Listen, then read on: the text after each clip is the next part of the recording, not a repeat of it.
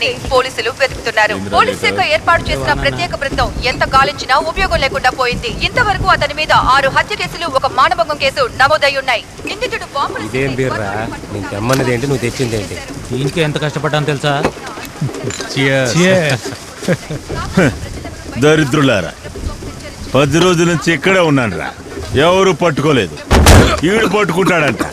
నన్ను టచ్ చేయాలంటే ఒంట్లో బ్లడ్ రన్ అవ్వకూడదు, ఫైర్ రన్ అవ్వాలా.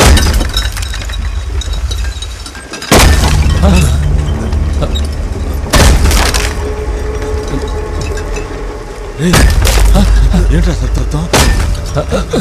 గురు, ఎవరో పగల కొడుతున్నారు. ఏమంటావు? ఫైట్ చేస్తావా, పారిపోతావా? చూస్తే తెలియట్లా నేను వర్కౌట్ చేస్తున్నా. వచ్చి మీరే విప్పుకుంటారా?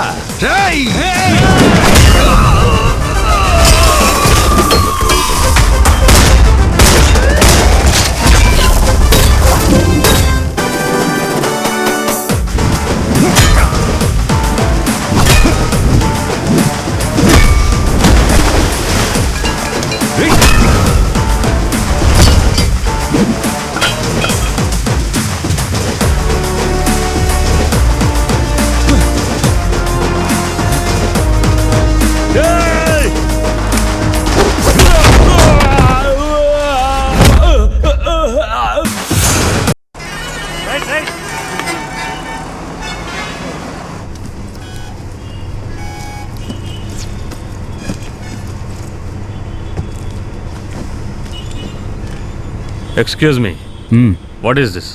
హాఫ్ ప్లేట్ అయితే 150, ఫుల్ ప్లేట్ అయితే 300, లెగ్ పీస్.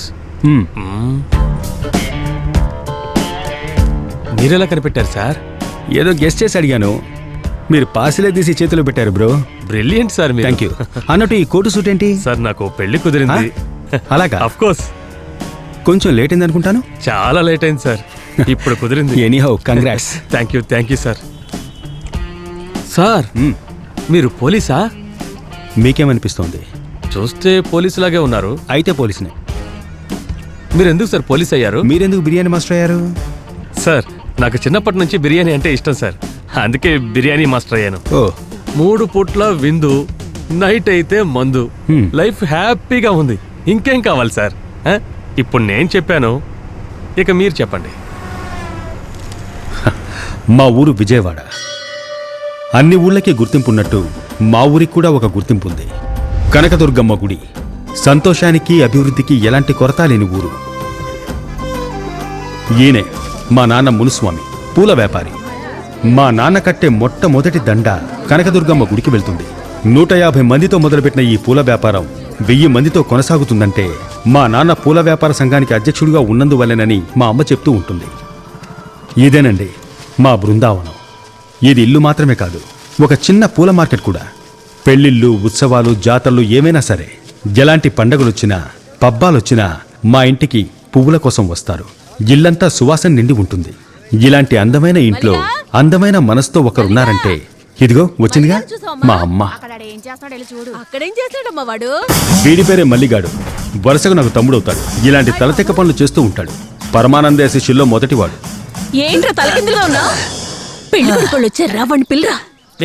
చింపురు జుట్టడా? నా జుట్టునేమనంటే నేను ఒప్పుకోను. ఈ బంగారు తల్లే నా చెల్లెలు. మా నాన్నలాగా నిజాయితీ కలది, మా అమ్మలాగా అందమైంది. ప్రతి నెలలో మంచి రోజు వస్తుందో లేదో కానీ మా చెల్లెల్ని చూడ్డానికి పెళ్లివాళ్లు వస్తూనే ఉంటారు.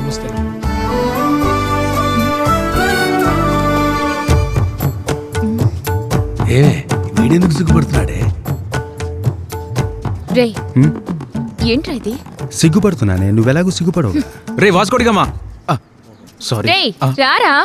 పర్వాలేదు, నటించకు, రారా. ఇతనెవరండి? నా ఫ్రెండ్ కొడుకు, నా కొడుకు ఫ్రెండ్ పక్క వీధిలో ఉంటున్నారు. అలాగా? రే, పెళ్లి కొడుకు నేను తప్పకుండా నచ్చను. 1000 రూపాయలు పెట్టు. 2000. 3000. ఏం మాట్లాడుకుంటున్నారు వీళ్ళు? 4000. బ్రో, నువ్వు ఓడిపోతూనే ఉన్నావు బ్రో. చూసు కట్టు. 5000 పెట్టు. మళ్ళీ మొదలు పెట్టేశారు. 2000, 3000. జింతలక్కడి జింత. వచ్చే పెళ్లి కొడుకుని ఇలాగ అవమానించి పంపండి. చందు, వచ్చావా వడా బజ్జి లాగించేసి పోతూనే ఉండాలి. అడ్వైస్ చేయకూడదు. నువ్వు పెట్టి కడతావా? 1000 రూపాయలు. నాకంత సీన్ లేదమ్మా, మీ అన్నతోనే కట్టుకో.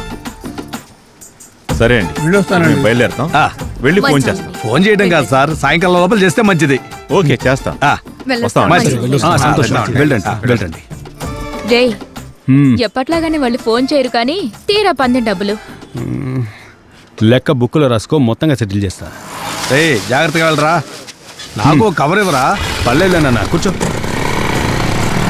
ఏంటి వాస్కో మునుస్వామి, నమస్తే మావయ్య. ఇద్దరు మార్కెట్ కు బయలుదేరినట్టున్నారు. అవును మావయ్య, మార్కెట్ కి. Okay okay. ఈయనే మా మావయ్య, పక్కింట్లో ఉంటాడు. మేమేం చదవాలో ఏం తాగాలో కూడా ఈయనే డిసైడ్ చేస్తాడు. మేమంటే అంత ప్రేమ.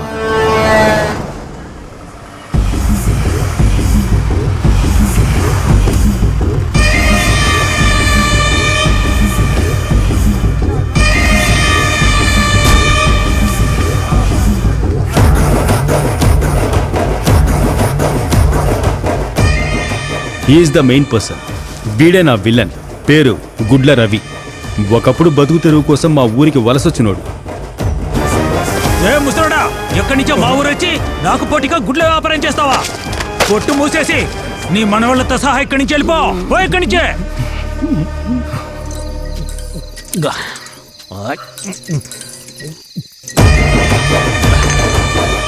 ఏంట్రా, ఊరి నుంచి వెళ్ళిపోతున్నారా? మీ ముసలోడు ఎక్కడా? వీళ్ళ తాత గుడ్ల వ్యాపారం పెట్టినందుకు పోటీగా వచ్చాడని ఒకడు గొడవ పెట్టుకుంటే అదే గుడ్లలో యాసిడ్ పోసి వాడిని చంపి గుడ్ల రవి అని పేరు పొందాడు. ఈ రోజు బెజవాడలో వీడితో పెట్టుకుంటే ఎవ్వడు ఎదగలేడు, బతకలేడు. ఇలా చూడయ్యా రవి, ఇతను తీసుకున్న దానికి అసలు వడ్డీతో కలిపి 12 లక్షలు అయింది. నీ కొట్టమ్మితే 10 లక్షలు కూడా రావు. ఓ పంచాయి, నీ కొట్టు రవికి రాసిచ్చాయి. ఏంటండి తీసుకున్నది 5 లక్షలు? అదీగాక కరోనా వచ్చి వ్యాపారం పడిపోయింది. 6 నెలల తర్వాత ఇప్పుడే కొట్టు తెరిచాను. మీ ఇష్టానికి 10 లక్షలు ఇవ్వు, 12 లక్షలు ఇవ్వు అంటారు. ఇది ఎక్కడ న్యాయం అండి? బాలు, ఇదేం బాగాలేదు.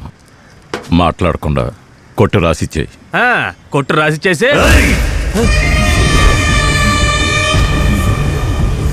మంచిగా చెప్తే వినవా? పెట్రో సంతకం.